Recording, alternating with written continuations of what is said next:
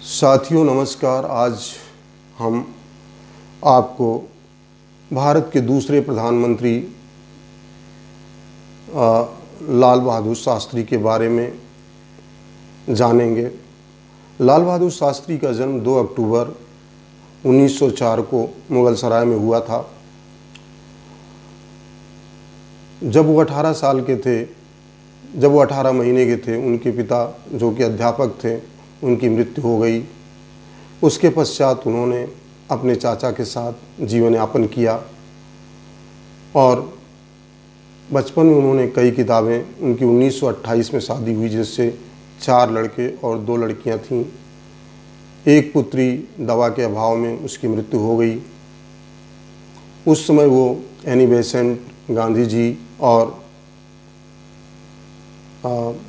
विवेकानंद पर किताबें पढ़ते थे। इनका उनके जीवन पर बहुत बड़ा प्रभाव पड़ा और उन्होंने ठान लिया कि हम राष्ट्रीय स्वाधीनता आंदोलन में अपनी सेवाएं देंगे और महात्मा गांधी जी के साथ रहेंगे। और महात्मा गांधी के वो शिष्य बन गए और उनके सिद्धांतों को उन्होंने पूरी तरह से अपना लिया।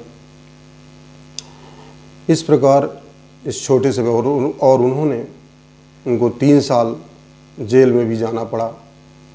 लेकिन जब आज़ादी के बाद पहली गवर्नमेंट बनी तो उनकी सादगी और उनके महात्मा रूपी स्वभाव को देखते हुए उनको कई महत्वपूर्ण मंत्रालय मिले, जैसे रेलवे और गृह विभाग उन्होंने संभाले। इसके अतिरिक्त अन्य विभाग भी उन्होंने संभाले। जब वो रेलवे मंत्री थे तो उसके समय में एक रेलवे एक्सीडेंट महबूब नगर में हुई। इसके बाद उन्होंने नैतिक जिम्मेदारी लेते हुए अपना इस्तीफ़ा तत्कालीन प्रधानमंत्री जवाहरलाल नेहरू को सौंपा, लेकिन जवाहरलाल नेहरू ने इस स्थिति को स्वीकार करने से मना कर दिया और इसके बाद वो इस पर बने रहे। लेकिन 2 महीने बाद एक दूसरा एक्सीडेंट तमिलनाडु में हुआ और इससे उनकी आत्मा द्रवित हो गई और उन्होंने जवाहरलाल नेहरू के सामने फिर इस्तीफ़ा दिया और कहा, इस बार मैं इस्तीफ़ा वापस नहीं लूँगा। ऐसी परिस्थिति में तो इस तरह के नैतिकता के वो धनी थे। जब 27 मई 1964 को प्रथम प्रधानमंत्री जवाहरलाल नेहरू की मृत्यु हुई, उसके पश्चात तमाम बड़े बड़े नेता कांग्रेस में थे जिनको प्रधानमंत्री का चार्ज मिल सकता था, लेकिन उनकी सादगी और महात्मन स्वभाव के कारण उनको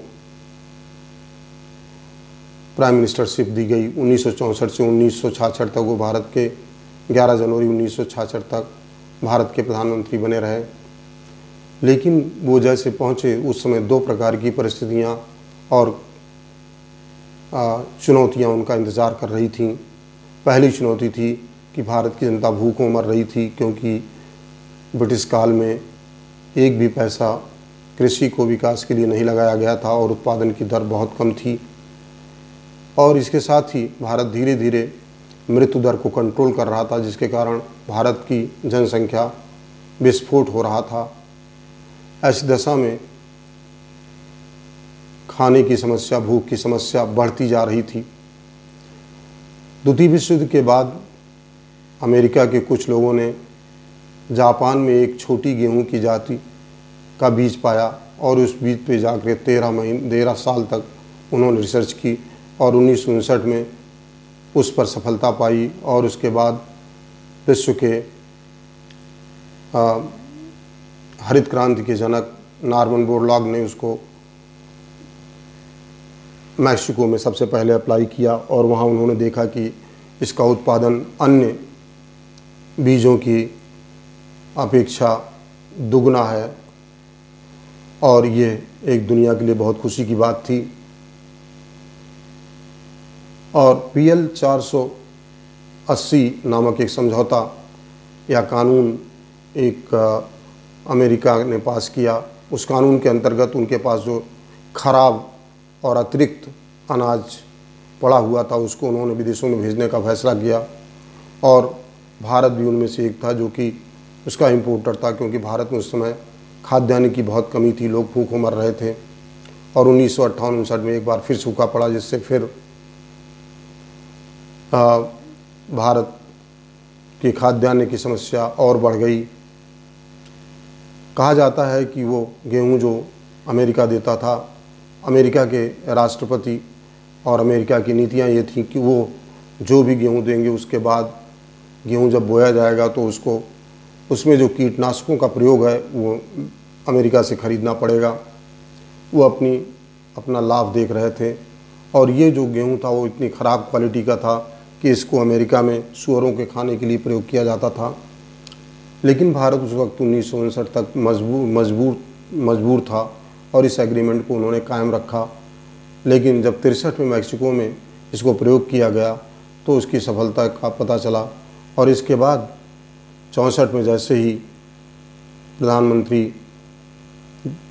लाल बहादुर शास्त्री बने, उनके गृह मंत्री सुब्रमण्यम साहब थे जो कि इस समस्या से बहुत परेशान थे और विशेष रूप से अमेरिका द्वारा दी गई धमकियों से भी परेशान थे कि हम इसको बेचना बंद कर देंगे आपको। ऐसी दशा में चंद्रशेखर और डॉक्टर लाल बहादुर शास्त्री ने उस समय के तमाम छात्रों के सामने ये प्रश्न रखा कि आप लोग पहली बात तो एग्रीकल्चर की पढ़ाई नहीं करेंगे और दूसरी बात एग्रीकल्चर में फिर कहाँ से रिसर्च होगी और कैसे देश का उत्पादन बढ़ेगा और कैसे देश का पेट भरेगा। इसी समस्या को देखते हुए उस समय के वैज्ञानिक डॉक्टर एम एस स्वामीनाथन जो कि भारत के हरित क्रांति के जनक भी हैं, सी सुब्रमण्यम स्वामी ने उस समय सी सुब्रमण्यम ने जो कृषि मंत्री थे उन्होंने ये कहा कि अब ढेर सारे एग्रीकल्चरल विश्वविद्यालय भी स्थापित किए जाएंगे और इसके अलावा नई नई रिसर्चेज होंगी और नई तरह के यंत्र खेती में प्रयोग किए जाएंगे और नए बीज प्रयोग किए जाएंगे तथा नए अन्य यंत्र भी इसमें प्रयोग किए जाएंगे। इसका परिणाम ये हुआ कि 1965-66 में ही पंजाब और हरियाणा और पश्चिमी उत्तर प्रदेश में तेज़ी से हरित क्रांति ने जन्म लिया और बहुत तेज़ी से उत्पादन बढ़ा, जो कि 5 करोड़ टन की जगह से 17 करोड़ टन 1967 में उत्पादन हो गया। और बाद में भारत ने उस PL 480 एग्रीमेंट को रद्द कर दिया क्योंकि भारत के पास पर्याप्त खाने के लिए खाद्यान्न था और उच्च कोटि का खाद्यान्न था। तो इस प्रकार से भारत ने MS स्वामीनाथन के प्रयास से और तत्कालीन कृषि मंत्री और प्रधानमंत्री की सहायता से इस लक्ष्य को प्राप्त कर लिया और इसके बाद ये समझौता ख़त्म भी कर दिया गया। लाल बहादुर शास्त्री ने पहुंचते ही सबसे पहले ये कहा कि भारत की जनता को एड्रेस करते हुए उन्होंने कहा कि आप लोग एक मीटिंग खाना कम खाइए या आप उपवास रखिए। और दूसरा, उन्होंने इसको तुरंत जनता ने अपना लिया। और दूसरी बात, उन्होंने खाद्यान्न उत्पादन के लिए तेज़ी से ग्रीन रेवोल्यूशन की तरफ हाथ बढ़ाया और उसमें उनको सफलता भी मिली।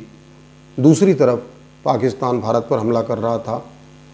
उनके छोटे से कद के कारण लोग उनको कहा करते कि छोटा सा आदमी कैसे इस समस्या को हल करेगा, लेकिन उन्होंने कठोरता से भारत पाकिस्तान युद्ध में 1965 में अपना नेतृत्व दिखाया और पाकिस्तान की मिलिट्री को हमारे सैनिकों ने बहुत पीछे खदेड़ दिया और बहुत सारा इलाका पाकिस्तान का अपने कब्जे में ले लिया।